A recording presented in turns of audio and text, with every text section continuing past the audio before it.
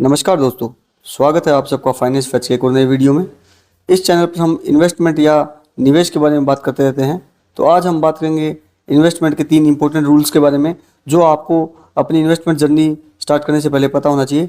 लेकिन उससे पहले हमें ये पता होना चाहिए कि इन्वेस्टमेंट का बेसिक पर्पज़ क्या है। इन्वेस्टमेंट का बेसिक पर्पज़ है हमको इन्फ्लेशन को बीट करना होना चाहिए।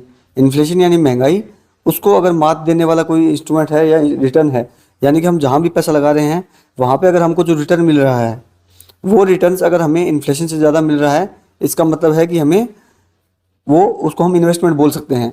क्योंकि इन्वेस्टमेंट और सेविंग्स में यही फ़र्क होता है। सेविंग जो होती है उसमें जो आपको रिटर्न नहीं मिलता है, और अगर रिटर्न मिलता भी है जैसे बैंक के सेविंग अकाउंट्स में मिलता है, वो इतना कम मिलता है कि वो इन्फ्लेशन जो होती है आपकी प्रीवेलिंग मार्केट कंडीशन में उस इन्फ्लेशन से कम होता है। तो उसकी वजह से होता क्या है कि आपके पैसे की जो वैल्यू है वो जो साल दर साल जो इन्फ्लेशन की वजह से कम होती जा रही है, उसको वो जो आपकी सेविंग है वो बीट नहीं कर पाती और उसको आपको फ़ायदा नहीं पहुंचा पाती है।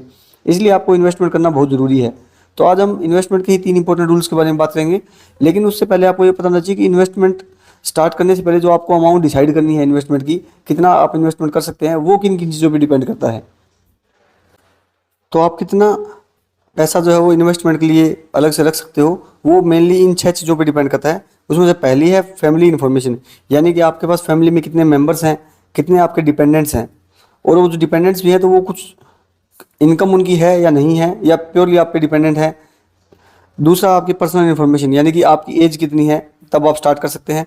उसके बाद में आपकी खुद की एज होने के साथ साथ में आपका एम्प्लॉयमेंट क्या है, यानी कि आप कहाँ जॉब करते हैं या कैसी जॉब करते हैं, उसका नेचर कैसा है, या फिर आप बिजनेस करते हैं तो बिजनेस किस टाइप का है, आप रेगुलर इनकम लेके आप जनरेट करते हैं या नहीं करते हैं।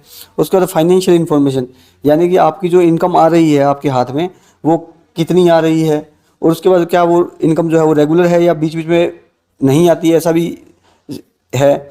उसके बाद नेटवर्थ, यानी आपका टोटल अभी तक का नेटवर्थ आपका कितना है। नेटवर्थ में आपका टोटल आपकी इनकम, असेट्स जितने भी हैं और उसमें सब आपकी जितनी लाइबिलिटीज़ हैं वो सब कम करने के बाद आपका नेटवर्थ कितना बनता है, वो भी आपको पता होना चाहिए। क्योंकि उसी हिसाब से आप अपना रिस्क ले सकते हैं। नेटवर्थ जिसका ज़्यादा होता है तो वो रिस्क कम ले सकता है, लेकिन जिसका नेटवर्थ कम है उसको ज़्यादा रिटर्न क्रिएट करना पड़ता है। उसके बाद में आपका लास्ट जो है एक्सपीरियंस, यानी कि आपका फाइनेंशियल एक्सपीरियंस कितना है, आपने कहीं इन्वेस्टमेंट किया है या सेविंग कर रहे हो, या और भी आप मनी मार्केटिंग टूल जो हैं उनमें आप कहीं काम करते हैं, उनके साथ काम करते हैं, पैसा लगाते हैं, तो उसके बारे में आपका कितना एक्सपीरियंस है और आप कितना जानते हैं। उसी हिसाब से फिर आप अपना निवेश की जर्नी को है आगे स्टार्ट कर सकते हैं।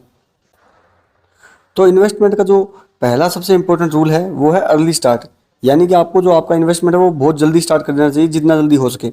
जितना जल्दी आप इन्वेस्टमेंट स्टार्ट करेंगे, छोटी उम्र में स्टार्ट करेंगे, उतना ही आपको जो रिटर्न्स जो आपको जनरेट होते हैं उस रिटर्न्स के ऊपर आपका जो वैल्यू मिलेगा वो उसका जो टाइम पीरियड है वो ज़्यादा हो जाता है। उसी हिसाब से आपको जो कंपाउंडिंग रिटर्न्स बोलते हैं, तो कंपाउंडिंग रिटर्न आपको ज़्यादा मिलेगा। इसलिए जितना जल्दी हो सके छोटी उम्र में स्टार्ट कर देना चाहिए। लेकिन इसका मतलब ये नहीं है कि आप बाकी सब चीज़ें दरकिनार कर देंगे।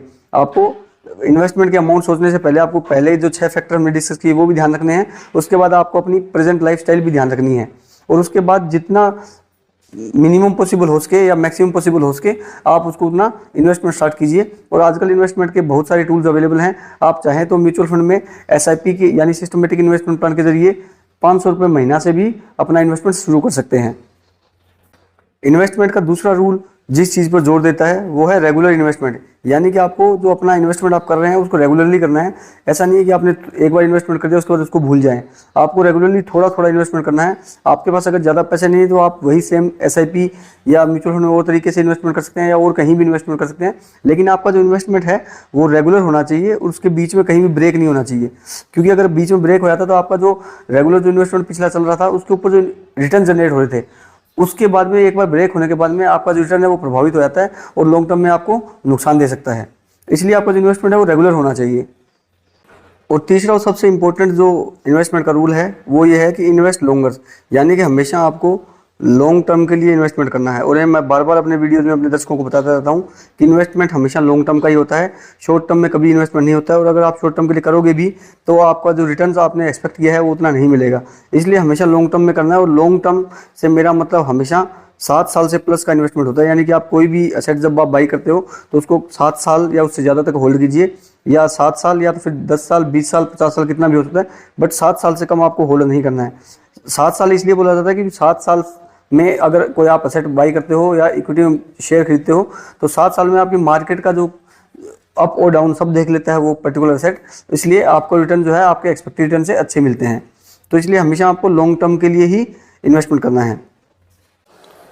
तो जो हमने अब तक इस वीडियो में बात की कि जो 3 इंपॉर्टेंट रूल हैं, यानी कि अर्ली इन्वेस्टमेंट स्टार्ट करना, रेगुलरली इन्वेस्टमेंट करना और लॉन्गर पीरियड के लिए इन्वेस्टमेंट करना, उसको हम एक एग्जांपल के साथ अगर हम समझें तो मान के चलिए कोई एक आदमी है एक्स और दूसरा है वाई और दोनों ने इन्वेस्टमेंट किया है, और पहले हम पीरियड ले लेते हैं कि उन दोनों ने जो है लॉन्ग टर्म के लिए इन्वेस्टमेंट किया, यानी 7 साल से ऊपर इन्वेस्टमेंट किया, और दोनों ने जो है जो एक्स आदमी है उसने अपना जो इन्वेस्टमेंट स्टार्ट किया वो 22 साल की उम्र से स्टार्ट किया, जबकि जो वाई है उसने अपनी जो इन्वेस्टमेंट है वो 30 साल की उम्र से स्टार्ट किया है।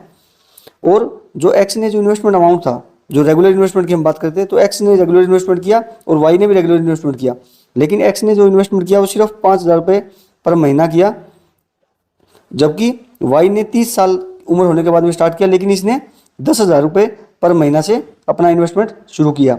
और एक्स ने भी अपनी उम्र 50 साल होने तक इन्वेस्टमेंट किया और वाई ने भी 50 साल होने तक अपना उम्र जो इन्वेस्टमेंट स्टार्ट किया, यानी कि एक्स के पास जो इन्वेस्टमेंट का जो पीरियड था टोटल 28 साल बच गया और वाई के पास जो था वो 20 साल बच गया। इसने 20 साल तक इन्वेस्टमेंट किया 10,000 रुपये पर मंथ, और इसने 28 साल तक 5,000 रुपये पर मंथ स्टार्ट किया। तो उसके बाद से अगर हम कैलकुलेशन करते हैं तो एक्स ने जो टोटल अमाउंट इन्वेस्ट किया आज तक, मतलब 50 साल की उम्र तक, वो था 16,80,000 रुपये, 16,80,000 रुपये करीब इसने इन्वेस्टमेंट किया। और वहीं उसकी दूसरी तरफ वाई ने जो इन्वेस्टमेंट किया टोटल वो किया लगभग 24 लाख रुपये के करीब, क्योंकि ये 10,000 रुपये पर मंथ इन्वेस्ट कर रहा था। लेकिन आपको ये जानकर हैरानी होगी कि जो 50 साल के बाद जब अमाउंट रिटर्न जो क्रिएट हुआ उसमें एक्स का जो अमाउंट क्रिएट हुआ वो हुआ 1,36,00,000 रुपये, जबकि वाई का जो इन्वेस्टमेंट का जो टोटल अमाउंट क्रिएट हुआ वो हुआ 98 लाख, यानी 98 लाख रुपये।